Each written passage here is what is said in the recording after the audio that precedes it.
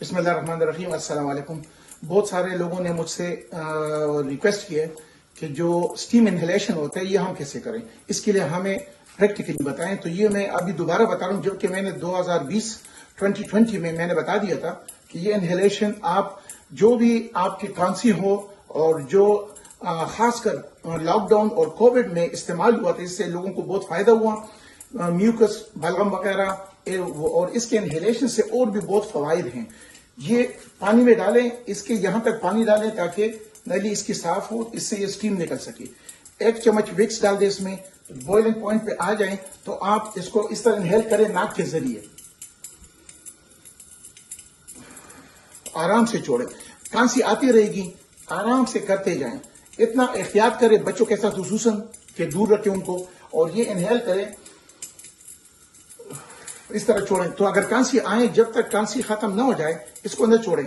तकरीबन 8-10 मिनट का maximum 2-3 minute करें, खींचें इसको, फिर छोड़ें, और जब खांसी आराम से हो जाए फिर खांसी नहीं आएगी। इसके बाद ये दिन में 2-3 दफा करें, इससे इंशाल्लाह बहुत फायदा होगा।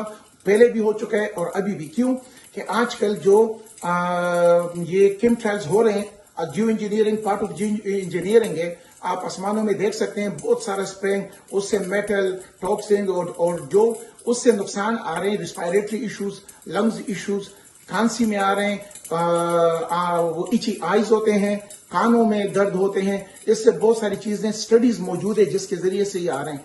ये खांसी के लिए करना, और इससे नाक, कान और गले में जो वायरस बीमारी लंग्स तक होते हैं उसके अल्लाह हटा देते हैं। तो इंशाल्लाह आप इसको मुस्तकिल करें, बच्चों को भी करवाएं, 2-3 दफा करवाएं, 2-3 दिन के अंदर फायदा इंशाल्लाह नजर आएगा। या दोबारा यो यादगारी در کوم د स्टीम इनहेलेशन څومره فائدې دي، خاص کر د کورونا وایرس او ویریانت چې کوم ماحول جوړ شوی دی او په دې کې کم خلکو ته نزله زکام کیږي.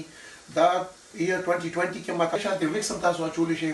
دا ویکس چې په دې کې واچوي، دې کې تاسو سره به نور هم ډېر ښکلی او محسوس کیږي. دې سره ساینسز کولی شي